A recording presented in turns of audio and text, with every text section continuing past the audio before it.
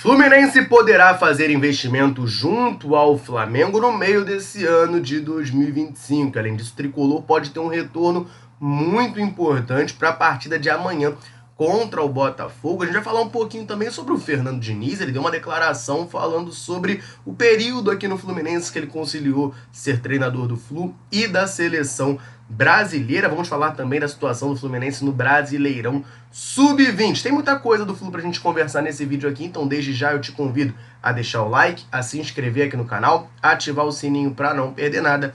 Depois da vinheta vamos começar a falar e muito do Fluminense.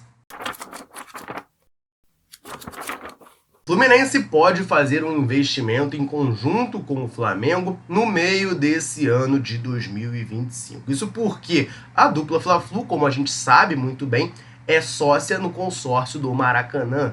Ambos os clubes administram ali em conjunto o estádio e existe a possibilidade de no meio desse ano haver mais uma troca de gramado. Houve já isso no começo do ano, é praxe ali no Maracanã, né? Começo da temporada, raramente os primeiros jogos ali do estadual, Flamengo e Fluminense jogam no estádio porque tem troca de gramado. E no meio desse ano, com a pausa para a Copa do Mundo de Clubes, é possível que haja uma nova troca de gramado, a fim de fazer reparos e tudo mais. Vale lembrar, né? Tanto Flamengo quanto Fluminense vão disputar a Copa do Mundo de Clubes lá nos Estados Unidos e o Campeonato Brasileiro vai ser paralisado. Então vai ter um período de descanso ali para o Maracanã que calharia muito bem, né, para poder fazer essa troca e a gente conseguir ter essa reta final da temporada de 2025 com um estádio em perfeitas condições de gramado. No começo do ano reclamaram um pouquinho da situação da grama, que estava muito dura e tal, mas parece que se resolveu. E agora o gramado do Maracanã é bem elogiado, não tem grandes intercorrências. Então essa troca no meio do ano seria para manter esse bom padrão para o restante da temporada de 2025. Vale lembrar que a empresa que foi criada, né, o consórcio Fla-Flu S.A., Flamengo é 65% dono, Fluminense é 35%, mas na hora de tomar qualquer decisão, o Fluminense tem que concordar com o Flamengo, né? Então não tem como o Flamengo tomar uma decisão sem o Fluminense. A ideia, né, que as diretorias já conversam nesse momento é de que haja essa troca no meio do ano, justamente nessa pausa para a Copa do Mundo de Clubes. Quero falar um pouquinho sobre o Sub-20 do Fluminense, a nossa situação no Brasileirão da categoria. Só antes, rapidinho, aproveitar para dar uma moral para a galera tricolor sempre ligada aqui na Central, sempre nos dando aquela moral. Em todo vídeo eu convido você que está aí assistindo a comentar aqui embaixo, falar o seu nome, de onde você acompanha a Central Fluminense. A gente gosta muito de saber até onde nesse mundo gigantesco a Central alcança. Galera, chega junto, comenta e sempre que a gente pode, a gente vem aqui e manda aquele abraço. Nesse vídeo eu vou mandar um abraço pro Alex, de Saquarema, pro Noberto, de Parque Mambucaba, em Angra dos Reis, pro Milton, de Ipanema, Minas Gerais, Wilkes, de Juiz de Fora, também lá em Minas, e pro Júnior Magno, de Itaipuaçu, aqui no Rio de Janeiro. Um abração pra galera tricolor ligadinha na Central, convite mais do que reforçado. Quer que a gente mande um abraço, um salve, cite o seu nome em algum vídeo? Comenta aqui embaixo, me fala o seu nome e de onde você está nos assistindo. No vídeo de ontem a gente trouxe aqui informação sobre a última partida do Fluminense no Brasileirão Sub-20. O Tricolor empatou em 1-1 com o América Mineiro, saímos atrás no placar e o zagueiro Breno, que estava atuando como volante, vem atuando nessa posição, fez o gol de empate. Com esse resultado, o Fluminense chegou à 14ª colocação, tem 8 pontos em 7 jogos. O Fluminense ainda oscila muito no Brasileirão da categoria, mas teve uma leve melhora desde a chegada do treinador Felipe Canavan. Felipe Canavan era o técnico do Sub-17 e assumiu o lugar que antigamente era do Rômulo Rodrigues, que acabou sendo demitido. Sob o comando do novo treinador, são 3 jogos, o Fluminense ainda não perdeu, 2 empates e 1 vitória. Esse empate de ontem contra o América Mineiro foi um deles. A gente venceu o jogo contra o Santos. A gente trouxe aqui também gol no finalzinho do Wesley Nathan. E aí tem declaração aqui, 2 declarações importantes. Eu quero começar falando da declaração do Breno, que é zagueiro, tá, de origem, ele era lá da Esquadrilha 07, mas tem atuado como volante. A gente comentou isso ontem aqui também, né? O Fluminense tinha 29 desfalques. Você tem uma noção, né? 29 desfalques entre lesionados e jogadores que estavam treinando com os profissionais ou que viajaram para o Chile para a partida contra a União Espanhola. Então são muitos desfalques nessa equipe Sub-20 tricolor. Com isso a gente está tendo que ver algumas improvisações na escalação de ontem. O Janderson, que é zagueiro, teve que jogar de lateral. O Breno, que é zagueiro, jogou de volante. No segundo tempo, o Gorgulho, também zagueiro, entrou de volante também. Então o Fluminense está tendo que ter muitas dessas improvisações justamente por conta desse alto número de desfalques. Mas o Breno falou sobre a importância do gol marcado por ele. Ele disse o seguinte, abro aspas, é claro que a gente queria a vitória, mas fico feliz por ajudar a equipe com o gol. Cada ponto faz a diferença lá na frente. O time lutou até o fim e agora vai seguir trabalhando forte para alcançar nossos objetivos. Então, o primeiro gol do Breno pelo sub-20 tricolor, gol importante para o Fluminense conseguir esse pontinho. No vídeo de ontem, quando eu comentei sobre, eu até valorizei, né? Porque com tantos desfalques, o Fluminense conseguir não perder o jogo é algo que a gente pode ver, assim, de maneira, se não positiva, também não vai ver de maneira negativa. E o Loyola, que também é zagueiro, é o capitão dessa equipe sub-20 do Fluminense, falou ao site oficial do Tricolor sobre a partida e sobre as ambições do Fluminense na temporada. Ele disse o seguinte, abro aspas, foi um jogo muito pegado. A gente criou bastante e mesmo com desfalques poderia ter saído com a vitória. Mas esse ponto mantém nossa sequência invicta e mostra que estamos evoluindo. Agora é focar no próximo desafio, porque acreditamos na força do grupo e no nosso potencial de chegar no G8. G8, gente, é porque são os 8 clubes que se classificam para a próxima fase do Campeonato Brasileiro Sub-20. E, repito, o Fluminense nesse momento é o 14º, tem 8 pontos em 7 jogos. Quem está em oitavo é o Flamengo. O Flamengo tem 10 pontos, então 2 pontos ali do Fluminense. É algo, sim, muito viável, né? O Fluminense chegar nessa briga pelo G8, mas vai precisar dar uma arrancadinha um pouco maior, né? A gente tem empatado jogos recentemente, a gente tem que começar a vencer essas partidas para dar esse salto na tabela e conseguir a classificação para a próxima fase. Aproveitando o gancho de próxima fase, eu quero falar da Copa Sul-Americana. A gente conseguiu um pontinho contra a União Espanhola, só que com isso agora a situação do grupo está um pouquinho mais embolada. Falei aqui em vídeo, né, quando dei minha opinião, a gente até comentou a declaração do Alexandre Mendes, o post do Renato Gaúcho também nas redes sociais dele. Acho que o resultado contra a União Espanhola foi positivo, assim, a gente saiu bastante no lucro. O Fluminense estava com um time completamente alternativo, tinha jogadores como, por exemplo, o Wagner, que foi titular, que nunca tinham jogado pelo profissional do Fluminense, a gente ia jogar fora de casa, né? Então, assim, era toda uma situação que complicava ali o resultado do jogo. O Fluminense, apesar disso, não jogou bem, mas conseguiu um pontinho, voltar para o Rio de Janeiro com esse ponto, e pareceu até pela declaração do Renato no Instagram e do Alexandre Mendes na coletiva que era de fato o objetivo. Só que essa situação deu uma emboladinha um pouco maior no grupo. Por quê? Porque o Fluminense tinha vencido seus 2 primeiros jogos na competição. Tinha 6 pontos, era o líder isolado. O primeiro jogo foi contra o Once Caldas, a gente venceu lá na casa deles, só que o Once Caldas depois disso venceu as 2 partidas. Venceu tanto o União Espanhola quanto o San José. E agora, na próxima rodada, o que vai acontecer? O Once Caldas pega a União Espanhola em casa, em Manizales, na Colômbia, e o Fluminense vai ter um jogo que a gente sabe que é muito complicado por conta da altitude. Vai pegar o San José lá na Bolívia. O jogo vai ser no Hernando Siles, em La Paz, e assim, o San José é um time bem fraco, com todo respeito ao San José, a gente viu, a gente jogou com o time reserva aqui no Rio de Janeiro e meteu 5-0 neles. Não sofreu em momento algum nessa partida.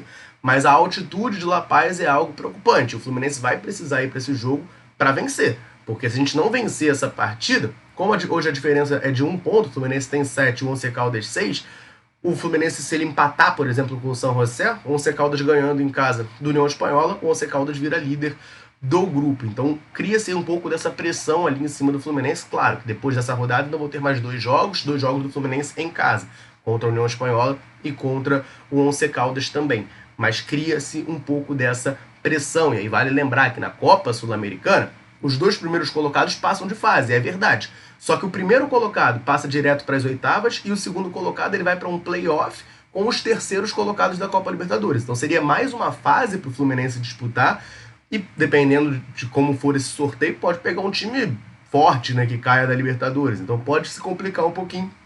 O ideal é passar em primeiro, para ter um pouco mais de tempo de descanso também, né? E já se garantir nas oitavas de final. Então o resultado, né, não foi ruim, esse 1 pontinho contra a União Espanhola. Eu acho que foi um risco calculado que a comissão técnica tricolor teve de falar, cara, eu vou botar esse time aqui e se a gente pegar esse pontinho tá bom. Depois eu acho que eles estão confiando muito que vão vencer os 2 jogos no Rio de Janeiro. Vão vencer o Once Caldas e a União Espanhola aqui no Rio. E aí com isso, muito provavelmente, claro, o Fluminense vai terminar sim como líder desse grupo F da Copa Sul-Americana.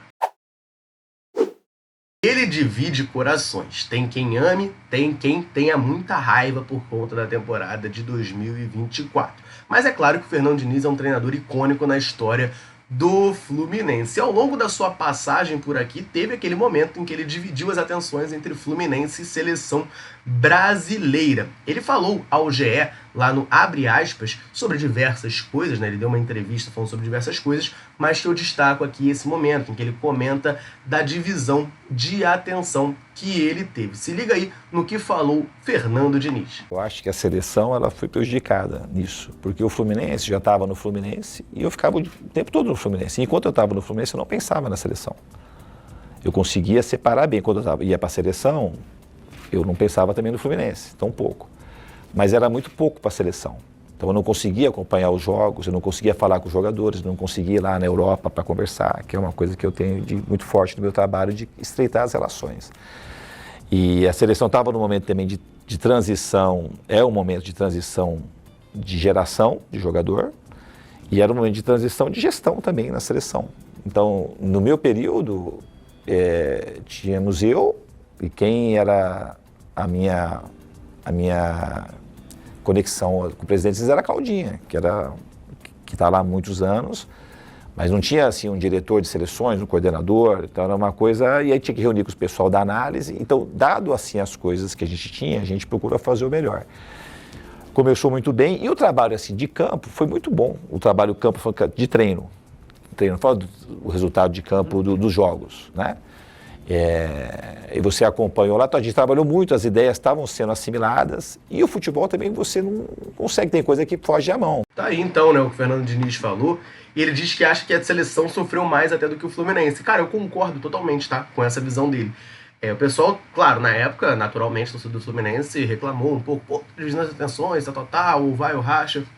Mas você parar para analisar, o Fluminense não cai de desempenho, assim, né, e de resultado, principalmente, quando ele assume a seleção brasileira. Porque ele já estava aqui, o trabalho já foi, né, seguindo. A gente tem uma queda ali em 2024, mas aí é um momento que ele já tinha saído. Acho que o questionamento que é válido de se fazer, e aí eu não tenho como dar uma resposta, porque eu não conversei com o Fernando Diniz, então eu não tenho como saber como é que isso mentalmente afetou ele, mas um questionamento que eu acho válido talvez o Fernando Diniz tenha se abalado com a demissão da seleção e isso tenha afetado um pouco no Fluminense de 2024. Eu acho um questionamento válido, mas é uma hipótese, uma teoria. A gente não tem como saber se isso é verdade ou não. Mas, de fato, enquanto ele estava aqui, a sensação que me dava era essa, né? Ele estava aqui no Fluminense, então já estava aqui, né? Já tinha um trabalho meio que sendo feito, então era só manter, e isso é diferente de você ter que botar o trem no trilho, que era o que ele tinha que fazer na seleção. Então ele precisaria de ter mais tempo lá. E ele não conseguiu ter. Isso era uma análise que eu já tinha feito aqui, eu, Daniel, a gente aqui fazendo live e comentando na época, de que treinar a seleção era mais difícil pro Diniz, porque ele precisa muito desse tempo de treino para fazer com que as ideias sejam assimiladas. Ele até acha que os treinos estavam sendo bons, né, embora os resultados não viessem, mas para fazer a ideia ser assimilada, para criar essa conexão com o jogador, como ele fala muito bem, ele precisaria de mais tempo de treino, mais sessões de treino, coisa que ele não teria na seleção. E aqui no Fluminense ele sempre teve, por isso que o trabalho, né, em 2022 e 2023 deu muito certo por aqui. Quero saber de você, tricolor, que está assistindo esse vídeo aqui. Você acha que a seleção brasileira afetou o trabalho do Fernando Diniz no Fluminense? Vice-versa? Qual é a sua opinião, a sua análise? Comenta aqui embaixo para a gente trocar aquela ideia. O Fluminense pode ter um retorno importante no clássico de amanhã contra o Botafogo. Vamos falar sobre isso só rapidinho, lembrar você ligado aqui na Central de correr no comentário fixado desse vídeo. Lá você vai encontrar o link do canal da Central no WhatsApp. Nesse canal você fica por dentro de tudo que acontece com o Flusão na palma da sua mão, diretamente no seu celular.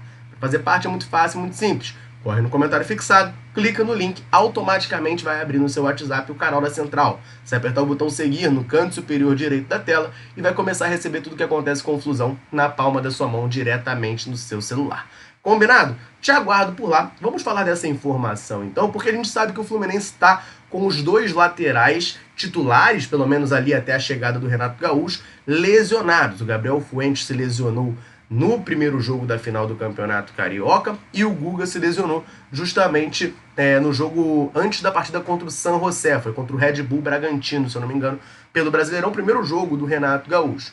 Desde então, Samuel Xavier assumiu a posição de titular na lateral direita e precisamos ser justos aqui. Samuel Xavier vem jogando bem com a camisa do Fluminense.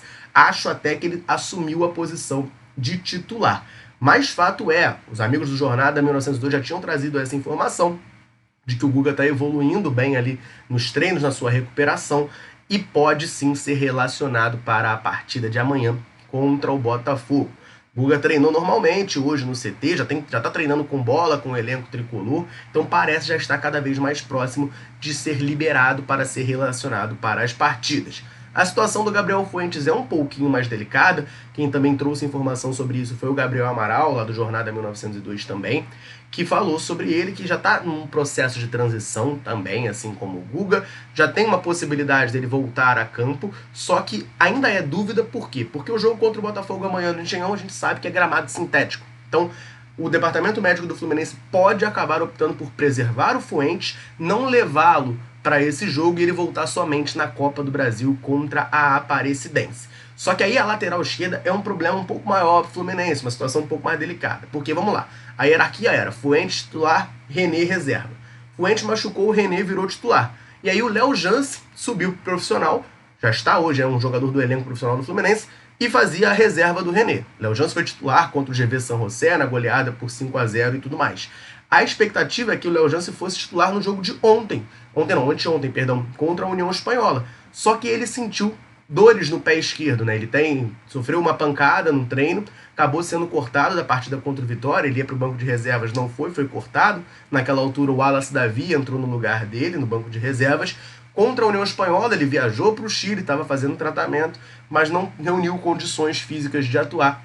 Não foi sequer relacionado, né? Foi cortado do banco de reservas e o titular foi o Wagner ali na lateral esquerda. Então, ainda tem essa situação, esse detalhe, né? O Fuentes pode acabar não sendo relacionado amanhã para ter essa preservação por causa do gramado sintético, mas o Léo Jance também não está 100% ainda.